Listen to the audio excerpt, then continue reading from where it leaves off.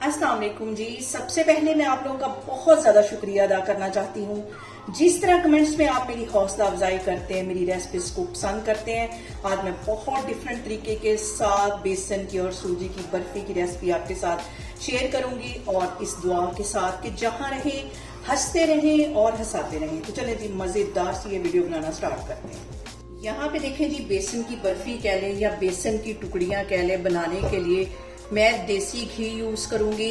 तकरीबन 3 पाव के जितना मैं देसी घी ले लूंगी। हल्का सा ये मेल्ट होता है तो फिर हम इसके अंदर डालते हैं बेसन। हर फैमिली में ही कोई ना कोई चीज उस फैमिली की मशहूर होती है। हमारी फैमिली में ये बेसन की बर्फी कह लें या बेसन की टुकड़ियां बहुत पसंद की जाती हैं, बहुत मजे की बनती हैं। और यहाँ पे देखें जी, घी हमारा तकरीबन मेल्ट हो गया है। 1 किलो के जितना मैंने बेसन ले लिया है, जो कि बहुत अच्छी क्वालिटी का होना चाहिए। ये इसमें चला जाएगा और फ्लेम बिल्कुल मैं लो कर लूंगी। लो फ्लेम पे हमने इसको भूनना है। यहाँ पे देखिए जी, इस पॉइंट पे थोड़ा सा घी आपको कम लग रहा होगा, 2-3 मिनट लगेंगे इसको भूनते हुए, तो घी जो है वो सारा ऊपर आ जाएगा। और यहाँ पे देखें जी, जैसे बेसन हमारा भुनना शुरू हुआ है, घी अच्छी तरह मेल्ट हो गया है और देखें बड़ी आसानी से हमारा बेसन जो है वो भून रहा है, लेकिन बिल्कुल लो फ्लेम पे। दम वाली आग पे मैं इसको भून रही हूँ, क्योंकि अगर हम फ्लेम थोड़ी सी भी हाई करेंगे तो जो बेसन है वो फौरन जल जाएगा। इसलिए थोड़ी सी एहतियात करनी है। और इसकी भुनाई में कम से कम हमें 15 मिनट लगेंगे लो फ्लेम पे। और यहाँ पे देखें जी, बेसन को भूनते वक्त कंटिन्यूसली हमने इसमें चम्मच फेरना है, क्योंकि अगर हम इसको छोड़ देंगे तो जो बेसन है वो फौरन जल जाएगा। और यहाँ पे देखें जी, बेसन को भूनते हुए मुझे तकरीबन 10 मिनट हो गए हैं। अब इस पॉइंट पे 2 टेबलस्पून के करीब मैं डाल दूंगी सूजी। सूजी से जो इसका टेस्ट है वो बहुत मजे का हो जाएगा, वरना ऐसे वो लिक्विड सी होती है, वो इतनी अच्छी नहीं लगती। थोड़ी सी सूजी डालेंगे तो उसके साथ बड़ी मजे का इसका फ्लेवर आएगा। सूजी डालने के बाद इसको फिर से मैं 5 से 7 मिनट के लिए अच्छी तरह भून लूंगी। सूजी को भूनते हुए मुझे तकरीबन 15 से 18 मिनट हो गए हैं, और इसके कलर से आपको अंदाजा हो गया होगा कि कितनी जबरदस्त इसकी बुनाई हो गई है। और पूरा जो किचन है बेसन की खुशबू के साथ महक रहा है। और इसको 2 मिनट के लिए मजीद अच्छी तरह भून लेती हूँ, ताकि कोई भी इसमें कसर ना रहे, जिससे कि हमारी बेसन की जो टुकड़ियां, उनका जो फ्लेवर है खराब हो। यहाँ पे देखें जी, बेसन की बुनाई करते हुए मुझे टोटल तकरीबन 25 मिनट लगे। अच्छी सी इसकी बुनाई हो गई है। अब इसको मैं करूंगी ठंडा। ठंडा क्यों करना है ये मैं आपको आगे जाके दिखाती हूँ। अब हम इसकी चाश भी तैयार करते हैं। और यहाँ पे मैंने ले ली है 3 पाव के जितनी चीनी, और इसके अंदर डाल दिया 1.5 गिलास के जितना पानी। इसको पकने के लिए छोड़ दूंगी लो फ्लेम पे। तकरीबन इसकी 2 तार की चाशनी होगी, तो चूल्हा यहाँ पे मैं बंद कर दूंगी।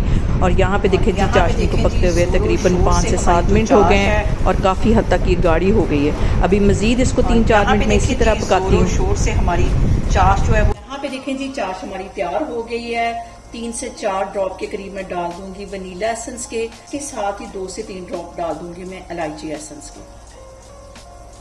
यहाँ पे देखें जी, तकरीबन 10 मिनट लगे हैं और हमारा जो बेसन है वो ठंडा हो गया है। इस पॉइंट पे मैं डाल दूंगी इसमें 4 अंडे। और ठंडा करके इसलिए डालना क्योंकि अगर हम गरम गरम के अंदर डालेंगे तो हमारा जो ये बेसन की टुकड़ियां ये खराब हो जाएंगी।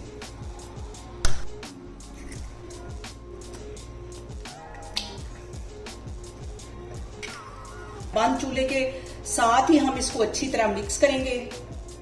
और यहाँ पे थोड़े से कुछ अहम स्टेप है, इसलिए मैं कहती हूँ कि आपने मेरी वीडियो को स्किप नहीं करना। चूल्हा बंद करके हमें इन सारी चीजों को मिक्स करना है। अगर हम चूल्हा ऑन करेंगे तो जो हमारे अंडे हैं वो व्हाइट सी जो सफेदी है वो फटना शुरू हो जाएगी। पहले इसको मैं अच्छी तरह मिक्स कर लेती हूँ। इसीलिए मैंने चाश के अंदर वनीला एसेंस डाला था, ताकि जो अंडों की स्मेल है वो ना आए। यहाँ पे देखें जी, अंडे और जो बेसन है अच्छी तरह मिक्स हो गए। चूल्हा मैंने अभी ऑन नहीं किया।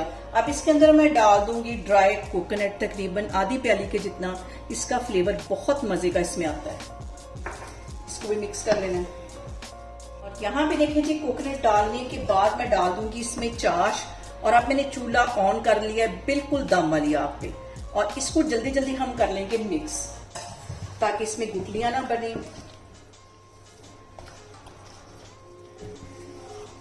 बिल्कुल हमने इसको हलवे की शेप में ले आना। और यहाँ पे देखें जी, हलवाई बनते बनते मेरा कैमरा ही खिसक गया है। अब इसको मैं अच्छी तरह मिक्स करूंगी। इतनी देर तक के हमने इसको मिक्स करना है कि ये जो कढ़ाई का पैंदा ना छोड़ दे।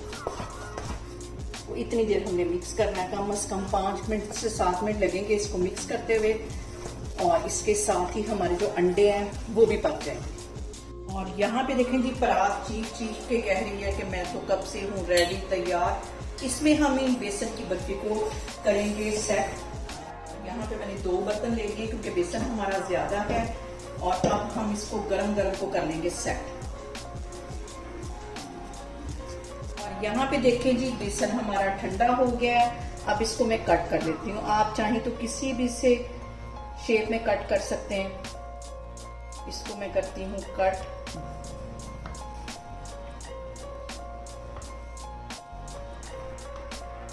यहाँ पे देखें जी, मज़ेदार सी हमारी बेसन की बर्फी बनके तैयार हो गई है। आप इसे मेरे तरीके से बनाएं और मुझे कमेंट्स में बताएं कि आपको मेरी वीडियोस, मेरी रेसिपीज कैसी लगती हैं।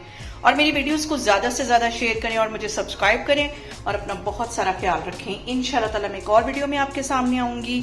अल्लाह हाफिज़।